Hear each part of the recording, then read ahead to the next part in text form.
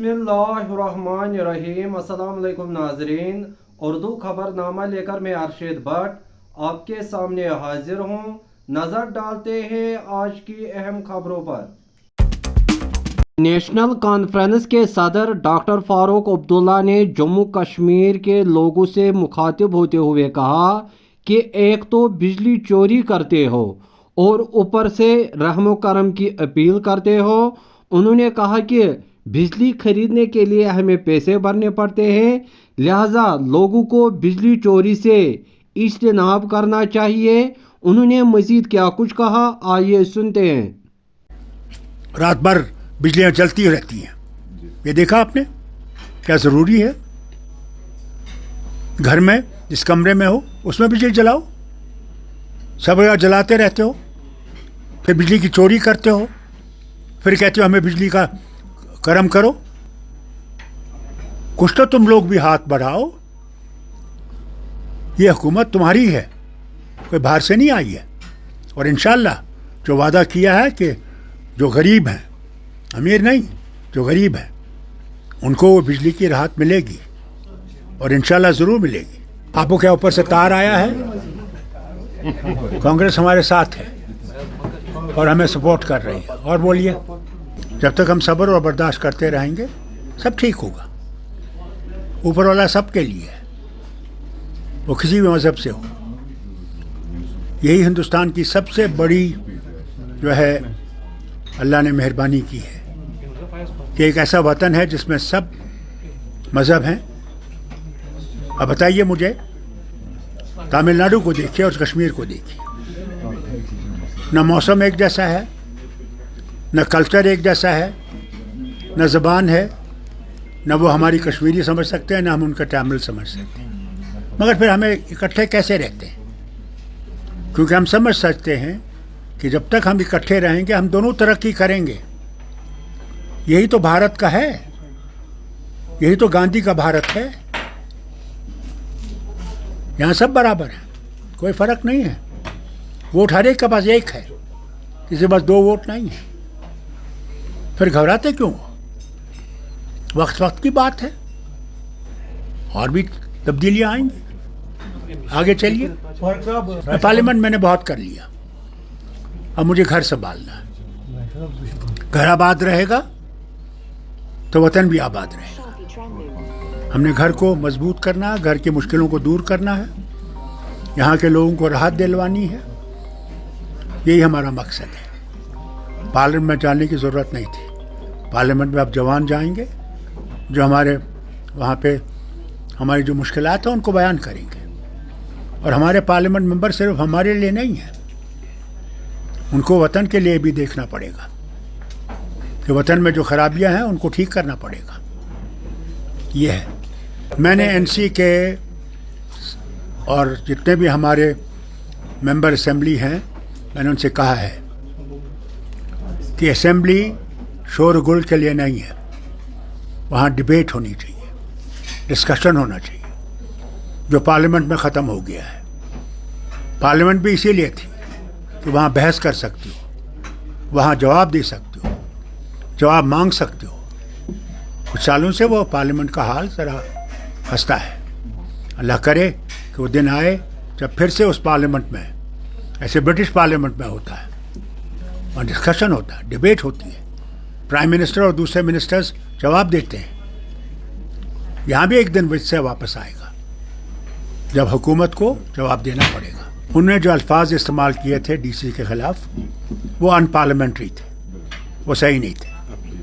मगर उस पर PSA लगाना भी गलत था। ये चीज़ें हल हो सकती थी बातचीत से। हर एक चीज़ बातचीत से हल हो सकती है, झगड़े और लड़ाइयों से कोई चीज़ हल नहीं होती है। अब देख लीजिए यूक्रेन का हाल देखिए क्या है।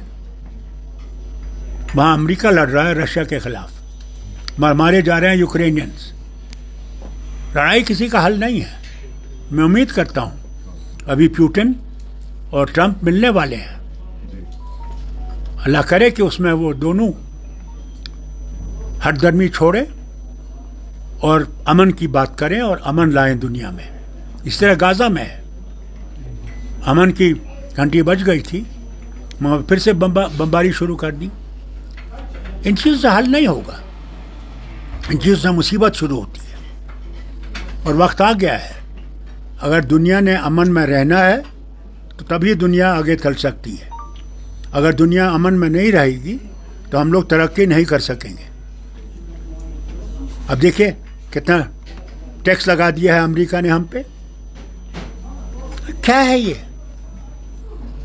क्या हम दुनिया को तोड़ना चाहते हैं, ख़त्म करना चाहते हैं?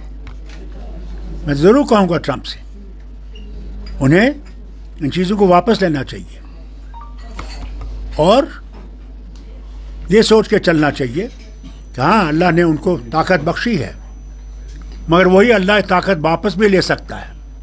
कहाँ गया ब्रिटिश एम्पायर? कहाँ गया पर्शियन एम्पायर? ख़त्म हो गए। रोमन एम्पायर कहाँ है? रशियन एम्पायर कहाँ है? ये सारे एम्पायर ख़त्म हो जाते हैं जब ये घमंड की तरफ आते हैं। मिस्र रोमा सब मिट गए जहाँ से, तब भी है कि बकाया नामो निशान हमारा। बाकी नाम वो भी कहता है इकबाल, मजहब नहीं सिखाता आपस में बैर रखना, हिंदी है हम, वतन है हिंदुस्तान हमारा। ये बात याद रखिएगा। अगर हमने जिंदा रहना है तो इकट्ठे जिंदा रहना है, इकट्ठे तरक्की करनी है। कोई नहीं कह सकता मेरा धर्म ये है, मेरा धर्म वो है। धर्म अपनी चीज़ है और वतन की खिदमत करना भी बहुत ज़रूरी है। इधर पीडीपी सदर महबूबा मुफ्ती ने ऐलान किया कि राज्यसभा इंतखाबात में पीडीपी के मेंबरान असम्बली नेशनल कॉन्फ्रेंस के उम्मीदवारों के हक में वोट देंगे। उन्होंने मजीद क्या कुछ कहा, आइए सुनते हैं। हम जो इस वक्त पीडीपी 3 वोट लेके बीजेपी को दूर रखने के लिए एक ऐसी जमात को वोट डाल रहे हैं जो मेरे ख्याल में उस लायक नहीं है, क्योंकि हम ये सोच के वोट डाल रहे हैं कि हम चाहते हैं कि जो फासिस्ट फोर्सेस हैं, कम्युनल फोर्सेस हैं, उनको किसी भी कीमत पे रोक लेना है। मगर ये लोग ऐसा नहीं सोचते। ये वक्तन फवक्तन जब पीएचडी हमने बनाई कि हम जम्मू कश्मीर को एक यकजा करके रखेंगे, एक कलेक्टिव लीडरशिप देंगे ताकि जो आने वाला मुसीबत है बीजेपी की तरफ से उसका मुकाबला कर सके, उसको भी तोड़ दिया जब इनको अपने लगा कि इसमें फायदा नहीं है। आज जबकि इंडिया अलायंस का ये हिस्सा है और कांग्रेस सबसे बड़ी पार्टी है और कांग्रेस वाहिद ऐसी पार्टी है जिसका लीडर वाहिद राहुल गांधी जी इस वक्त पूरे मुल्क के अंदर मुकाबला कर रहे हैं बीजेपी का, तो इन्होंने उनको भी राज्यसभा से बाहर रखा। इस वक्त एक सीट क्या चीज होती है? तो यानी मेरे कहने का मतलब है ये इस लायक तो नहीं है कि इन पे भरोसा भी किया जाए, इनको वोट भी दिया जाए, पर चूंकि हमारा मकसद बड़ा है, जैसे पीएचडी बनाते वक्त मेरा मकसद बड़ा था कि हम मिलजुल के जम्मू कश्मीर की हिफाजत करेंगे, यहाँ के लोगों की हुकूक की, और उसके बाद इंडिया अलायंस आज जो है वो भी बहुत बड़ी लड़ाई लड़ रही है, तो इसलिए हमने फैसला किया है हम वोट देंगे। और दूसरा हमारा बिल है डेली वेजेस का, जो आपने देखा कई दिनों से वो हड़ताल पे हैं, जम्मू में भी कश्मीर में भी, और बेचारे बड़े गरीब लोग हैं। और पूरा जो निज़ाम है, चाहे पीएचई हो, आरएनबी हो, इरिगेशन हो, हेल्थ हो, एजुकेशन हो, कोई भी डिपार्टमेंट देख लीजिए, 20-20, 25-25 साल से ये बहुत ही मामूली रकम पे काम करते हैं और कई लोगों को तनख्वाह भी नहीं मिलती है। और ये वजह थी, मैंने अपने दौर में इनका बायोमेट्रिक करवाया था और मैंने एसआरओ भी लाया था इनको रेगुलराइज करने के लिए, पर फिर सरकार गिर गई। तो आज हमने इन 2 बिल्स के ऊपर हम फिर से एक बार नेशनल कॉन्फ्रेंस पे भरोसा कर रहे हैं कि इन्होंने जो हमें वर्ड दिया है, खासकर फारूक साहब ने जो वर्ड दिया है और जिसको कल शमी ओबराय ने दोहराया, उसका पास करते हुए ये दोनों बिल हमारे असेंबली में पास करेंगे, और ताकि लैंड राइट्स बिल पास हो, लोगों को मालिकाना हुकूक मिले, जो गरीब लोग हैं या जो होटल वाले हैं और जो डेली वेजर्स हैं वो रेगुलराइज हो जाएं। और दूसरी हमारी बात यह है कि हम चाहते हैं कि हमारे जो 3 वोट हैं बहुत कम है मगर बहुत माने रखते हैं, ये हम 3rd जो प्रेफरेंस है उसमें दे देंगे, यानी शबी ओबराय को देंगे। हम 4th में नहीं देना चाहते हैं, क्योंकि 4th सीट जब ये हार जाएंगे تو سارا الزام پی ڈی پی کے اوپر لگایا جائے گا کہ پی ڈی پی نے کوئی گڑبڑ کر دی ہے. تو اس لیے ہماری ان کی سے گزارش ہے کہ ہم نے آپ کو سپورٹ دینا ہے, مگر جو ہم ووٹ ڈالیں گے وہ ہم شبی اوبرائے کے اس کو پریفرنس دیں گے, ہم 4th میں نہیں دیں گے. آپ اپنے ووٹ ان کو ڈائیورٹ کر لیجئے 4th سیٹ میں, پر ہم 3rd سیٹ میں آپ کا سپورٹ کریں گے, کیونکہ ہم نہیں چاہتے ہیں کہ کل کو اگر 4th سیٹ بی جے پی جیت جاتی اور ہار جاتے ہیں تو آپ جو اپنی ناکامی کا جو ہے ٹوکرا ہمارے سر پہ پھوڑیں. تو that's all.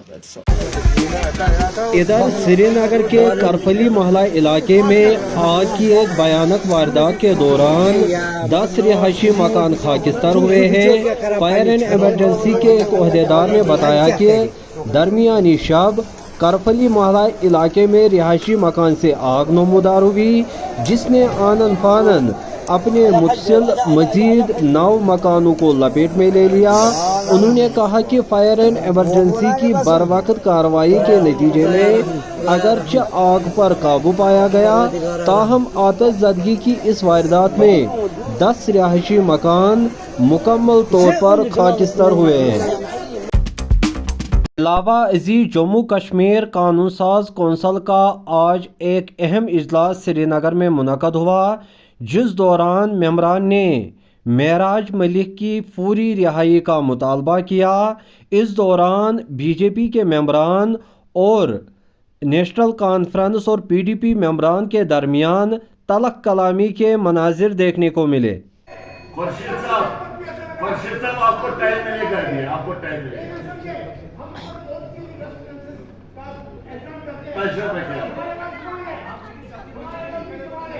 چلیے یہ تو کنکلوڈ کر دیجیے.